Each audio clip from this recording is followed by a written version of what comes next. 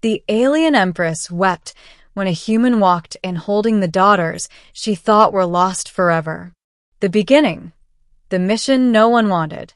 When I was first sent to the shattered ruins of Vathera, I thought the mission would be routine, another search and rescue on another war-torn world. Humanity had only recently joined the Interstellar Accord, and already we were being pulled into crises that spanned stars. But this one felt different. Vathera had once been the jewel of the Empress Serenia's empire.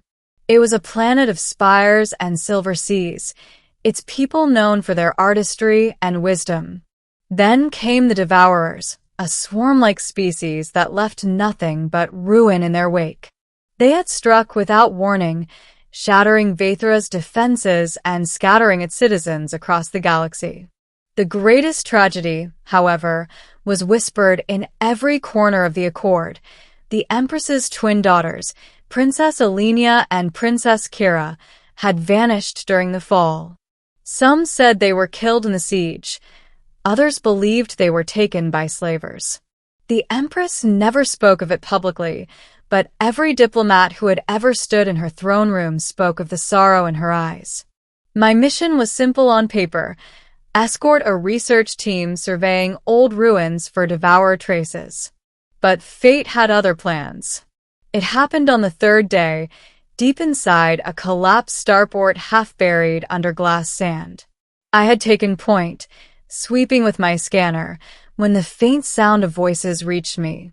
Not alien chatter, not the clicks of Devourer drones, but soft, melodic singing.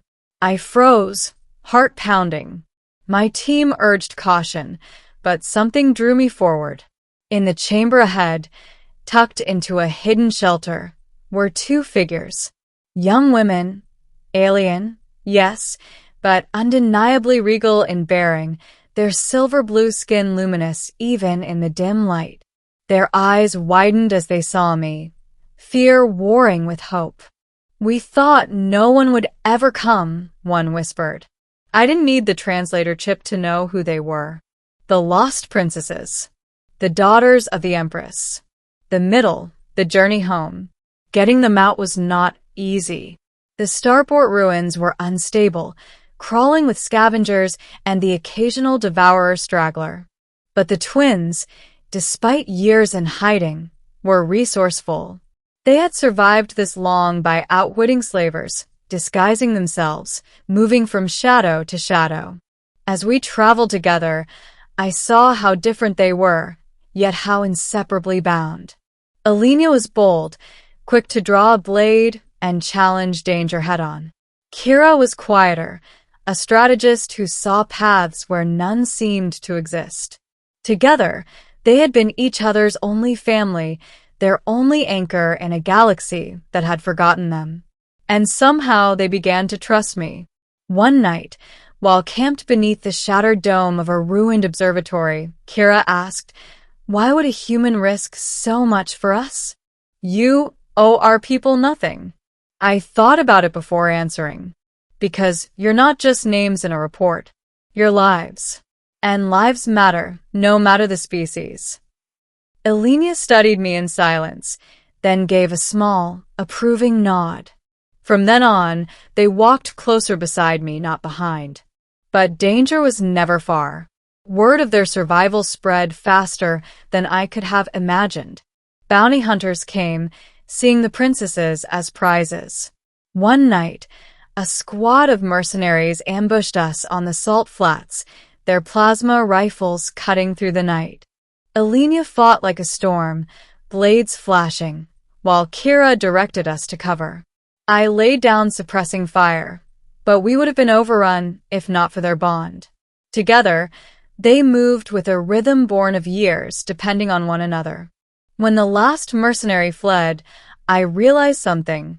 These were not helpless royals waiting to be saved. They were survivors. And I was just the bridge between their lost world and the one that awaited them.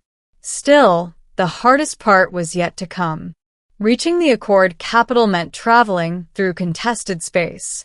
Pirates prowled the lanes. Devourer remnants stalked the shadows. And through it all, the sisters carried the weight of what awaited them, an empress who had grieved them as dead.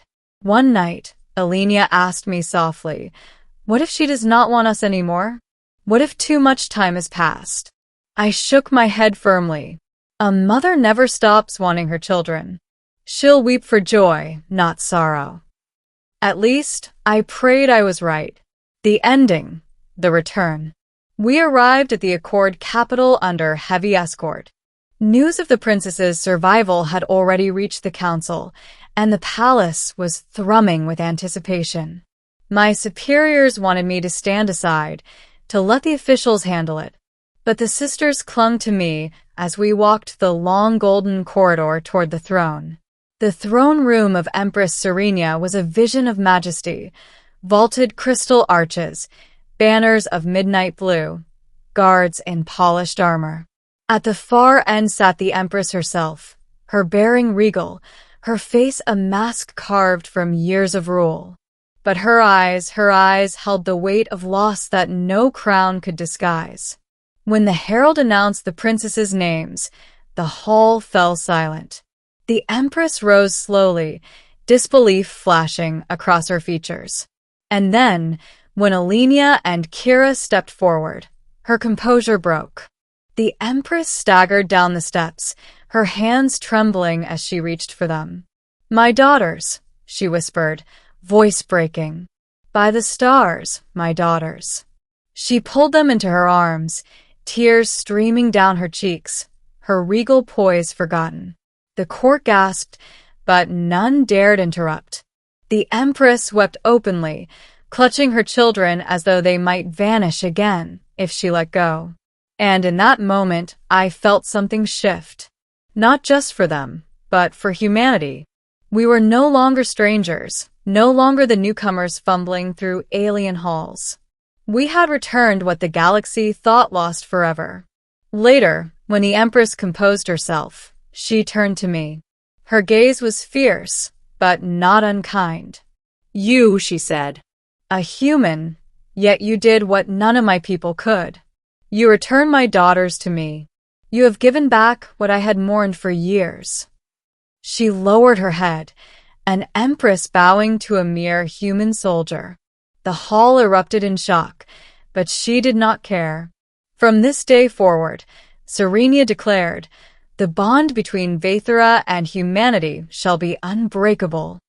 The twins smiled at me, their hands still clasped with their mothers.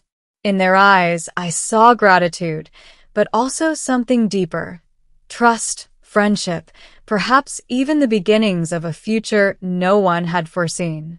And as I stood in that throne room, a human among aliens, I realized the truth. Sometimes, the smallest act of carrying someone home can change the destiny of worlds.